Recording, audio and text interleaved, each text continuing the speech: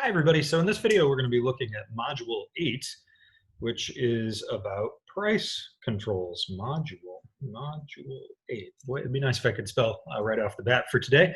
Just so you know, the check your understandings in this module are just a little bit long, but we'll hopefully be able to deal with them relatively quickly. Number 1 says, on game days, there's this university, and homeowners used to rent their parking spaces in their driveways to fans of the university, stadium, whatever, at a going rate of $11. A new town ordinance, though, sets a maximum parking fee of $7.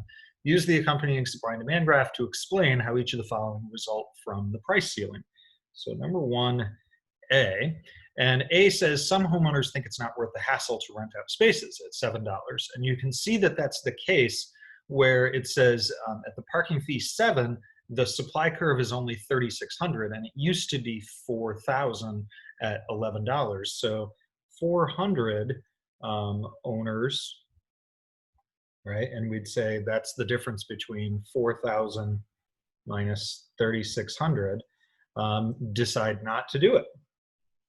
Decide not to rent. And that's the idea that on the supply curve, it's a little bit lower. B, some fans who used to carpool now drive alone. And that's because at $7, right, you know, the quantity demanded is now 4,400. And it used to only be 4,000. So we have 400 drivers, 400 more drivers decide to demand a spot. And again, it's kind of the same idea there. It's just that further along the demand curve. Some fans can't find parking and leave without seeing the game. And that's because there's now a difference between the market equilibrium, right? We don't have the quantity supplied equaling the quantity demanded. And so it's the difference between the 3,600 spots, 3,600 are quantity supplied, and 4,400 are quantity demanded, and therefore 800 short, right? So we're short 800 spots as a result of this policy. Oh, that's not number 2. It's like the second part of this question. Explain how each of the following adverse effects arise from the price ceiling. So each one of these is true, and it's like, why? The first one says some fans now arrive several hours early to find parking. Well, that's because if they want to be one of those lucky people that pays $7, then they have to get there early. So this is the idea of wasted resources. And what's the resource that's being wasted? Well, it's time, right? Time is an adverse effect. E says friends regularly attend the games even if they aren't big fans, but some serious fans give up because of the parking situation. And this is the idea of allocative inefficiency, right? We're not allocating it to the diehard fans who are willing to pay $11 among buyers, anyways, because we're allocating them to people who know the homeowners. For F, it says some homeowners rent spaces for more than $7, but pretend the buyers are non-paying friends. So this is the idea of black markets, right? Black markets. Okay, now number 2, true or false, explain.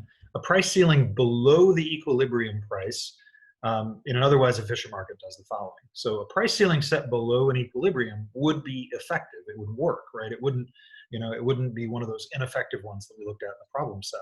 And so A, increases quantity supplied, is false because because a price ceiling actually decreases the quantity supplied because the buyer or the sellers aren't able to get as much, right? So that's exactly the picture that we just looked at here with the parking situation.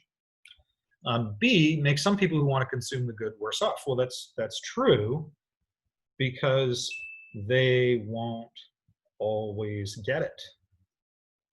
So this is the idea of actually up here, right? We're 800 spots short.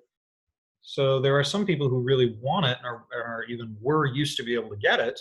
Like, you know, if we thought about this graph over here, we used to have 4,000 people getting it, now only 3,600 do. So there are some people who are worse off. And C says makes all the producers worse off. That's also true because the sellers who do sell, right, have to sell at a lower price. Who do sell end up with less And some sellers can't sell anymore, or some sellers, maybe another way to say it, some sellers don't sell. And that's the idea of, you had some people decide not to rent their driveways. Okay. Number 3, the state legislature mandates a price floor. Let me move this. I got something down here at the end of the way here. Mandates a price floor for gas. And assess the statements and illustrate your answer using the following. So for this one, proponents of the law say it will increase the income of gas station owners. Opponents claim it will hurt gas station owners because they will lose customers.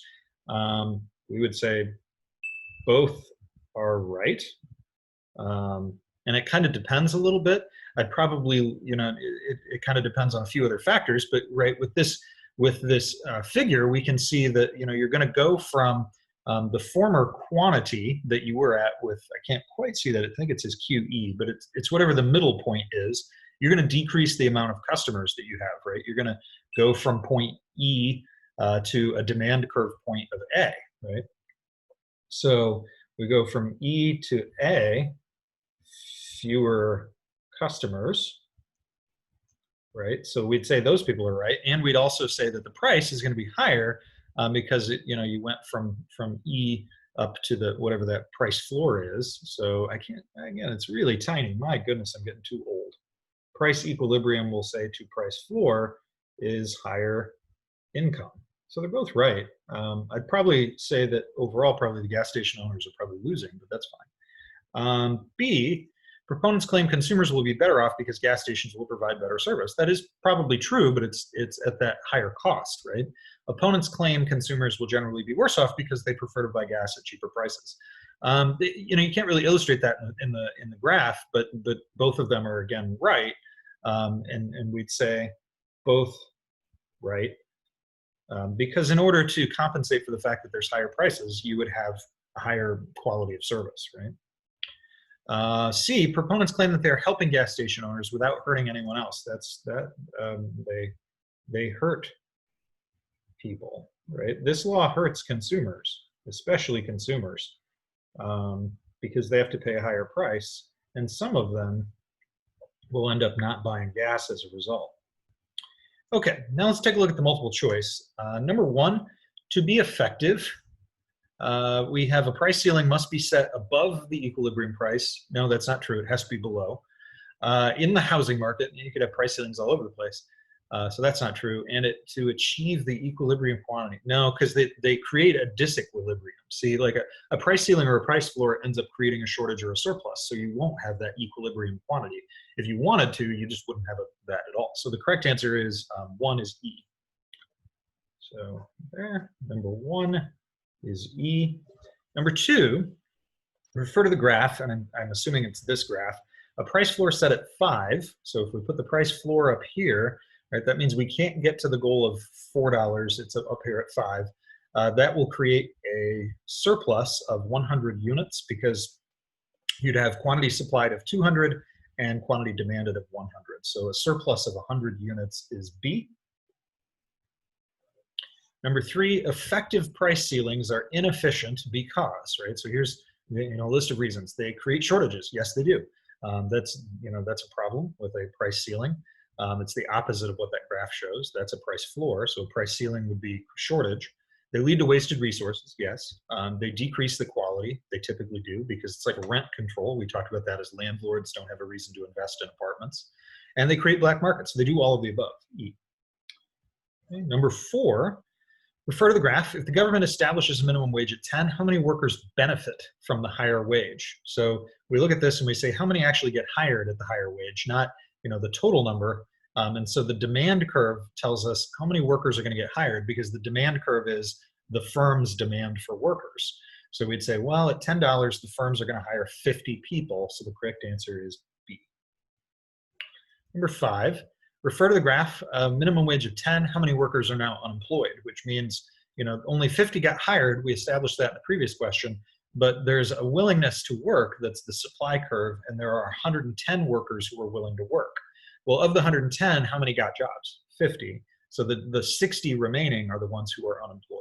So C. Okay, now let's take a look at the second free response question.